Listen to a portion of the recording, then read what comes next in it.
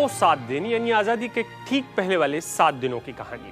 13, 14 और 15 अगस्त की रात को ऐसा मुल्क में बहुत कुछ हुआ जिसके बारे में आज भी लोगों को ठीक ठीक नहीं मालूम। यह अफरा तफरी का वक्त था। देश के इतिहास में ऐसे मौके कम ही आते हैं जब लोगों को मालूम ना हो क्या क्या कुछ चल रहा है और क्यों हो रहा है।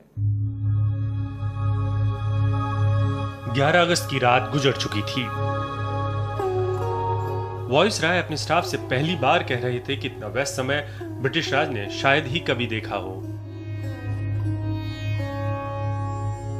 तारीखें तेजी से बदल रही थी।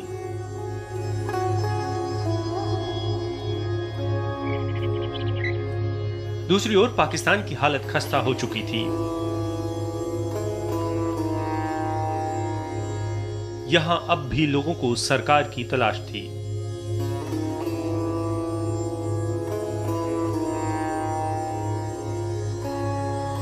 क्योंकि जो सरकारी कर्मचारी थे वो अब यहां से नदारद थे।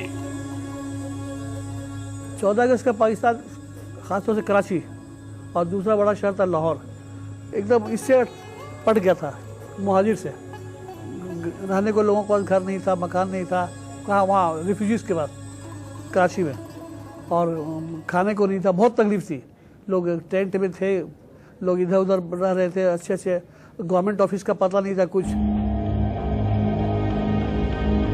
भारत से माउंटबेटन 13 तारीख को ही कराची के लिए उड़ गए।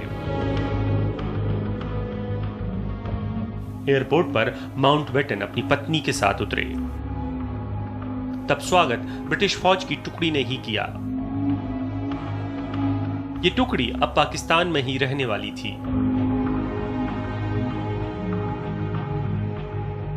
जिन्ना और फातिमा ने माउंटबेटन का स्वागत कराची एयरपोर्ट पर नहीं बल्कि गवर्नमेंट हाउस के बाहर किया। पाकिस्तान अपनी आजादी से अब सिर्फ एक दिन दूर था। तैयारियां जोरों पर थीं। गवर्नमेंट हाउस को बिल्कुल दुल्हन की तरह सजाया गया। ब्रिटेन के पत्रकारों ने शानो शौकत पर लिखा कि यह बिल्कुल किसी हॉलीवुड सिनेमा की सेट की तरह है।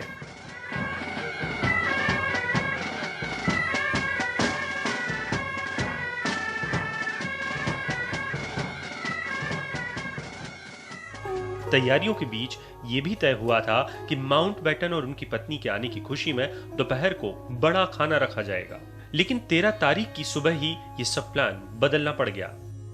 रमजान का महीना था तो लोगों को पता नहीं था कि दिन को फंक्शन करेंगे तो चाय वाय सब होगा, खाना पीना तो होगा ना, तो कैसे करेंगे, लोग रोजा रखेंगे। तो वो सब बताया गया जिन्ना को रोजे का दिन है, सो इसको टाल दीजिए वक्त। तब उन्होंने उसको टाल दिया, वक्त टाल दिया। अब तय हुआ कि नए पाकिस्तान के आला अफसर नेता 13 तारीख की रात में जश्न मनाएंगे।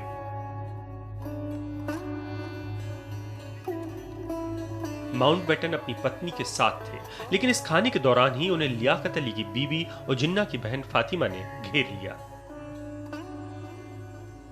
उस दिन रात को जब खाना हो गया था तो माउंटबेटन ने लिखा है कि उनके एक बाजू में ये फातिमा जिन्ना बैठी थी और दूसरे बाजू में लियाकत अली खां की बीवी बैठी थी, और दोनों उनकी बहुत खिंचाई कर रहे थे कि पहले 14 तारीख को इनकी आज़ादी हो गई, दूसरे दिन भारत की होने तो मध्यरात्रि को होने वाली थी, मिडनाइट को। तो बोलते देखो उन्होंने शगुन निकाला, मध्यरात्रि का निकाला, ये क्या है नेहरू, इतना मतलब अंधश्रद्धा कैसे हो गया वगैरह। रात के इसी खाने में जिन्ना अलग थलग नजर आए। वो चुप थे। तभी लियाकत अली और लीग के दूसरे नेताओं ने जिन्ना से दरख्वास्त की कि वो अपने भाषण का वो हिस्सा पढ़ दें जो उन्होंने 11 अगस्त को कॉन्स्टिट्यूएंट असेंबली में दिया था। वजह थी कि इस रात्रि भोज में पूरी दुनिया से आए पत्रकार और डिप्लोमेट्स भी थे। जिन्ना ने सबका शुक्रिया अदा किया और बार बार भारत के लिए हिंदुस्तान शब्द का इस्तेमाल करते रहे। जिन्ना के बारे में कहा जाता है कि वो इंडिया या भारत शब्द अपनी जबान पर लाते ही नहीं थे। ठीक इसी वक्त में पाकिस्तान के कायदे आजम को लग रहा था कि आज़ादी के वक्त बुरी खबरें उनका पीछा कर रही हैं। तय हुआ था कि जिन्ना एक घोड़ा बग्घी से सिंध प्रांत की असेंबली तक जाएंगे और शपथ लेंगे, लेकिन इसके पहले की तैयारियां पूरी होती एक घोड़ा मर गया। अब प्लान तुरंत बदलना था। नए पाकिस्तान में कार का इंतजाम करना था, वो गाड़ी जो जिन्ना के साथ साथ चल सके। पाकिस्तान जिसने बनवाया है उनको लेकर जाने के लॉर्ड माउंटबेटन भी साथ में जा रहे थे। तो एक हिंदू, मेरे अभी नाम याद नहीं है, हिंदू एक व्यापारी था, उन्होंने अपनी गाड़ी दे दी और वो गाड़ी शेवरलेट गाड़ी थी शायद, लेकिन वो पुरानी हो चुकी थी। तो 2 दिन में उसको रंग वंग करके एकदम ठीक ठाक, एकदम अच्छी आलीशान बना के, ओपन डोर मतलब उसका छत निकाल के वो दोनों निकल पड़े।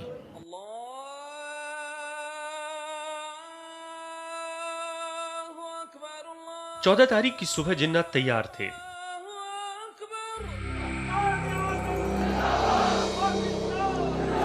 अब तक खुफिया जानकारियां मिल चुकी थी कि कुछ लोग जिन्ना को मारने की कोशिश कर सकते हैं, इसलिए तय हुआ कि जिन्ना पूरी सुरक्षा में जाएंगे।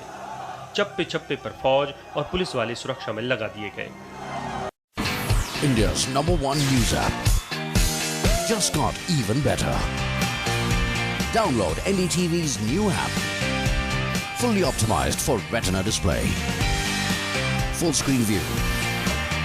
Faster response time. And Sudoku. NDTV's new iPad app. Download now.